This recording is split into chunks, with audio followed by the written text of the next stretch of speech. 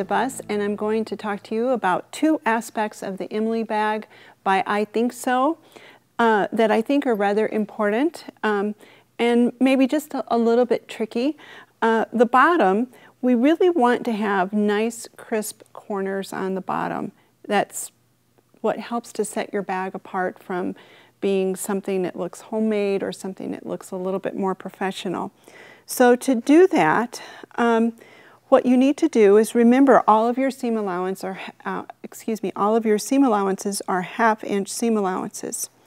When you're sewing the body of the bag together, the centerpiece and the side pieces, you sew down, but make sure and mark at your 1/2 inch mark, put a mark there, and sew just to that point, and stop there and backstitch.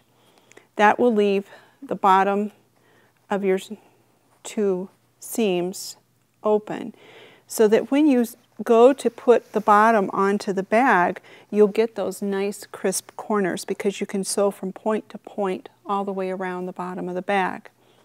Now, one other aspect of this bag that's just a little bit tricky to do, but it's well worth the effort, is on the interior of the bag.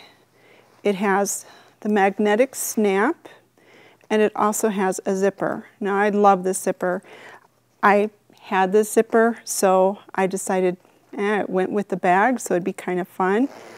Has kind of a heavy metal look to it with the thick metal teeth. But putting the zipper in can be just a little bit tricky. On the pattern,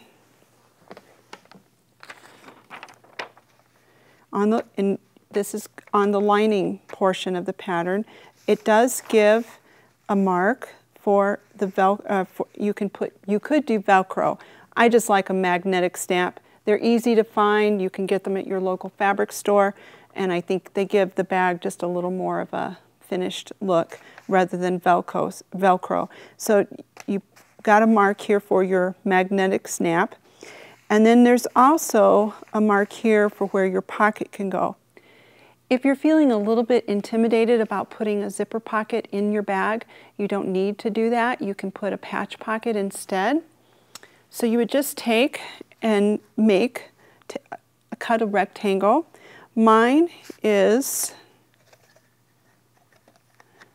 6 inches wide. Now this is doubled. So this is 5.5, so overall it would have been 11, plus for a little bit of a seam allowance, so another 1/2 inch, so maybe 11.5 inches long. And you want to add seam allowance to the side, so I would cut the pocket 7 inches wide. So if you do that, if you do a patch pocket, something to keep in mind, when you put it on your bag, and here I have a faint mark for where my pocket would go on the lining piece.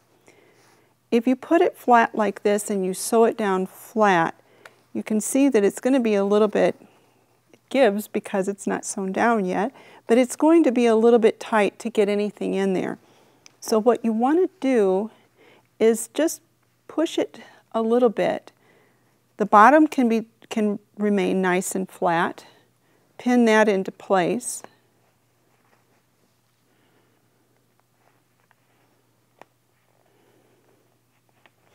But the top of it, just give it a little bit of a bow, and that way, and pin it down. And then when you go to sew it, you just sew the edge all the way around. But once you start to use it, now you see that you can get things into the pocket, and it really is quite useful. So that's a much better way to do it. So like I said, if you don't want to do the zipper or you're feeling a little intimidated by it, this is a very nice alternative.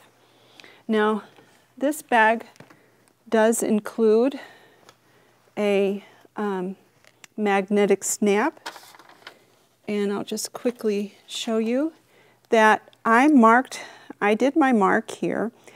One thing that I like to do when I do a magnetic snap is the back of the bag is already interfaced. The instructions called for that. But for a magnetic snap, I always like to add just another little square of interfacing. And once again, it's just a fusible interfacing. Doesn't matter that it's white. It doesn't matter at all because it's not going to show through to the other side. So I have my markings here for the snap that I've already put in. I just need to give it a quick little snip. Be very, very careful that you don't cut too much. You can always cut more than less.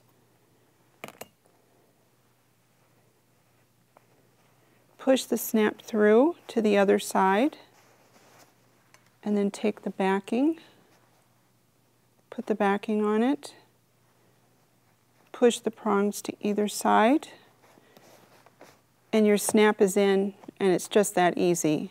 So your magnetic snap is now in place. It's nice and secure with the extra little piece of interfacing on the back. And on the front side, the nice thing about magnetic snaps these days is that they come in a wide array, maybe not a wide array of colors, but in a number of different colors, so you can get them to really coordinate with whatever your project is. And for this one, I chose one that was black. It fits in nicely, and it just gives it a very nice look. So now that our little magnetic snap is, and of course you would do this to the other side because you need the two to go together. So now that that's in, if we want to do the zipper and the bag, one thing I'd like to say is, yes, it seems a little bit intimidating, but it's really not as intimidating as you might think. So I have my mark here for the zipper, and I have this little metal tooth zipper. It's navy blue. I wouldn't have used that, but it was just one that I had, and it shows up well for the demonstration. So what I want to do is I want to mark at either end of my mark where my zipper ends.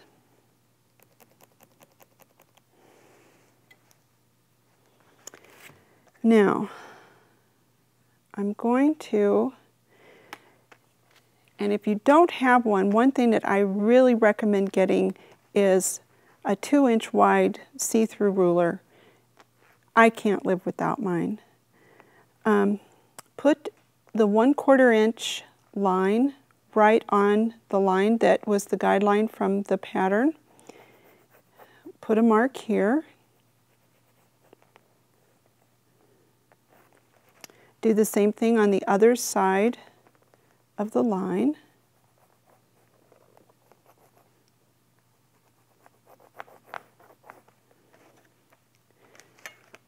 Now, this is where it's going to be just a little intimidating because we're going to cut into it.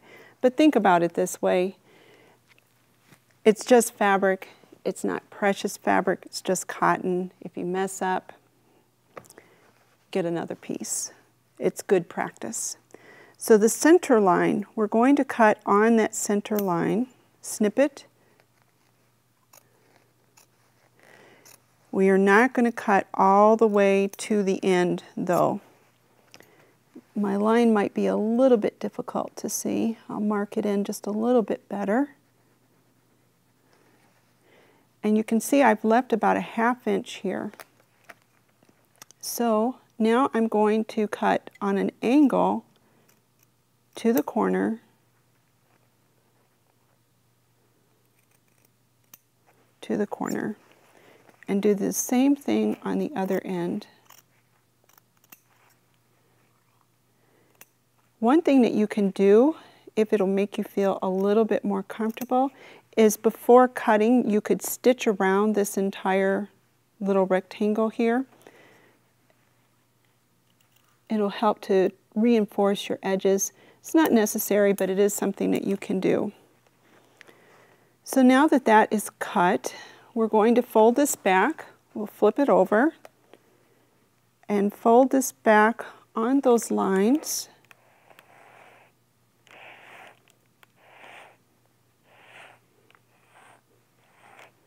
Get a good press.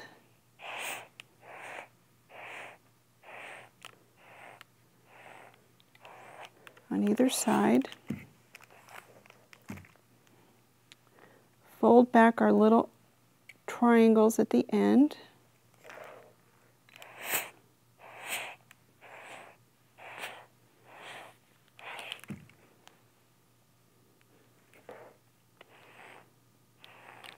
Steam is such a good thing, but it can sure be nasty on your fingertips. So, turn it back to the right side. You can see we've got a nice little opening in our bag. What we want to do is we want to center the zipper over that opening.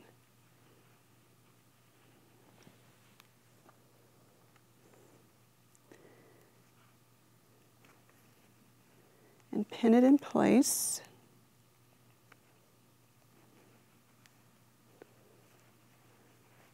What I like to do is, you can see there's a nice little ditch running here where we press this. So I'll just move my pins to the back.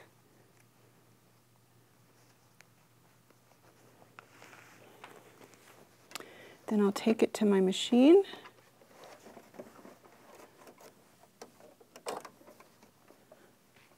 Stitch it down. Be sure to backstitch when you start this.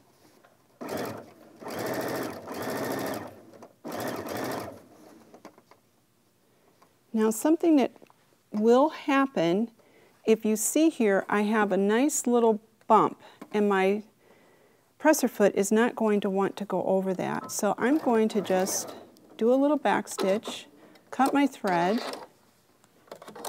lift this up, and I'm going to unzip my zipper so that that zipper is now out of my way.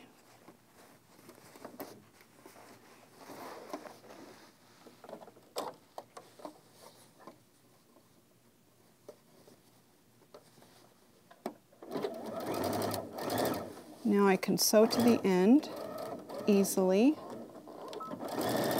Do a little back stitch, cut my thread.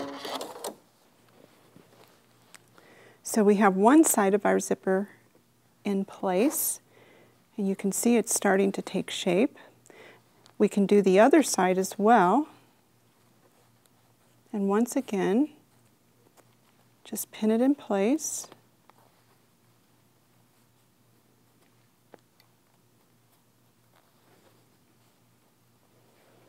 Now I'm starting, where I'm starting, my zipper is going to be in my way, so I'm going to unzip it first, take it to my machine, once again, stitch in that little ditch,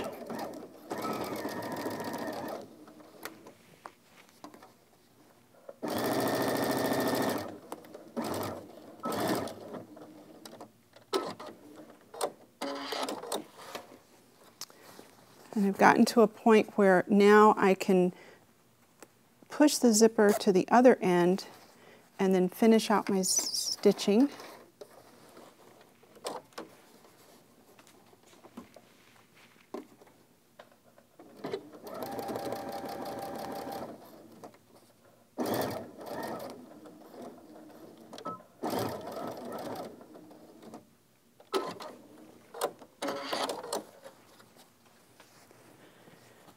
Okay, so my zipper is now in place, almost. I'm sure you've noticed that I have not sewn down my edges yet. And if we were to unzip it and put our hand in, then all of our contents that we'd put inside would basically go to Never Never Land. So we need to put a pocket on the back of it. And that's really quite easy to do as well. Just trim my threads a little bit.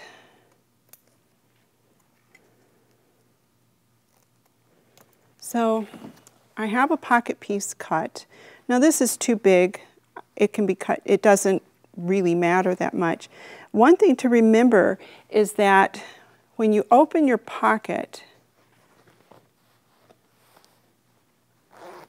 you want to be able to see the fabric on the inside and not the back side of the fabric. So keep that in mind as you place the fabric on here.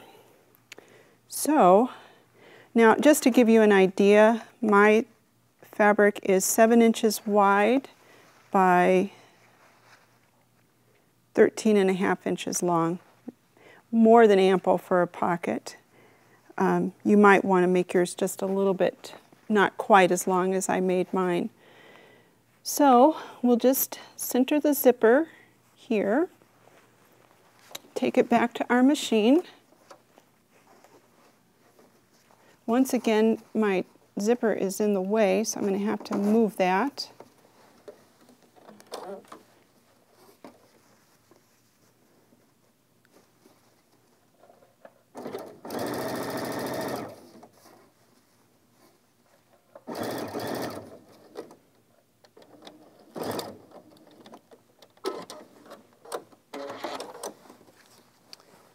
Pick it up, move my zipper back over so I can sew to the end.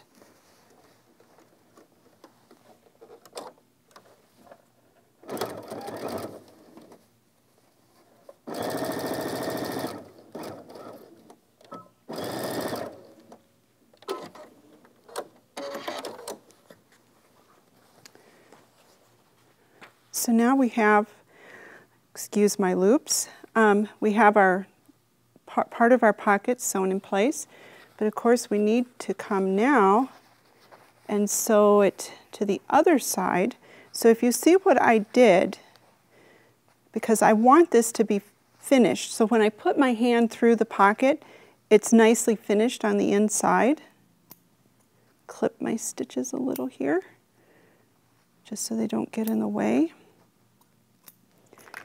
So our pocket is down this way at this point. We bring it back and then match it to the other side of our zipper. Flip this over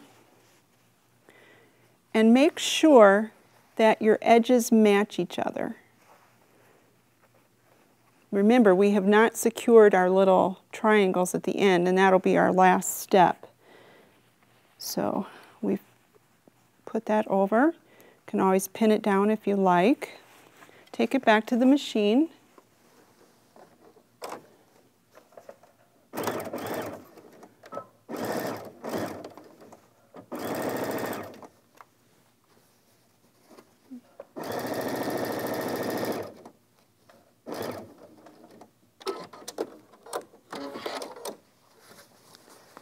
I'll move my zipper out of the way.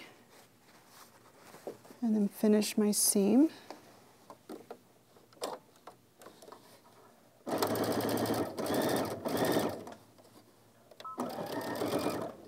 Back stitch at the end. Cut my thread. Okay, we're just about there. And you can see that this really isn't as intimidating as you might have thought it was. What we can do at this point is zip the zipper closed and give it just a little bit of a press.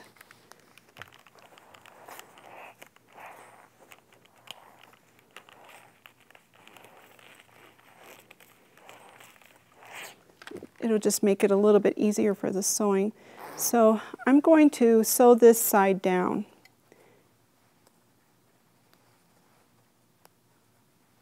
Now this is why it's important that we can't sew over teeth. So we want to make sure our teeth are out of the way.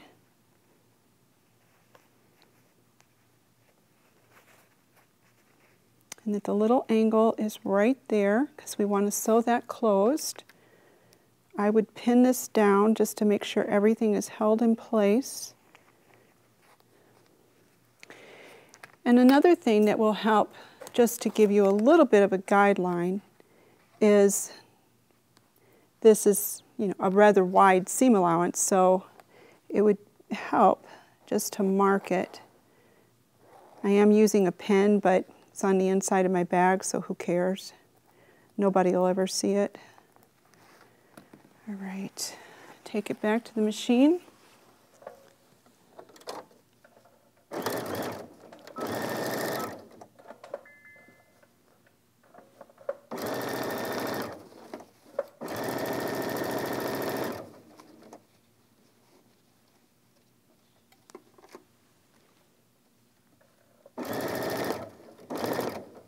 And when you get to the little angle here, slow down.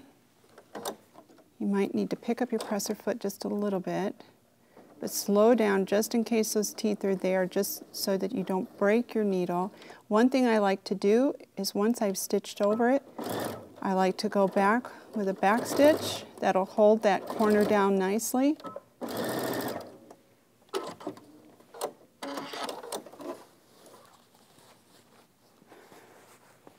And now you can see that the edge of my pocket is secure. It's nice and neat. We don't need all this extra seam allowance, so we can cut this down now.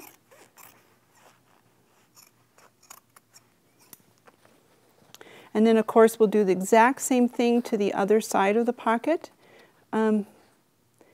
Just straighten that out a little bit. I got a little bit of a crimp in there, but that's not a problem. I can straighten that out. So we would do the same thing to the other side of the pocket. Then our pocket is finished, and you have a nice pocket on the inside of your bag that you can put your cell phone in and find it easily, or any other small things that you might like. Now, I gave you the dimensions of my pocket. Personally, I would probably make this about 2 inches shorter. I think it's just a little bit long for an interior pocket. You could lose things, so make it about 2 inches shorter. Something that would be nice with this bag is to put a zipper on one side. You can see from my bag, all that I did is I put the zipper on one side. On this side, I don't have a pocket, but it's such a nice big roomy bag that you could put a zipper pocket on one side and an open pocket on the other, which would be great for the things that you need to grab quickly. So our final step with the bag will be customizing it.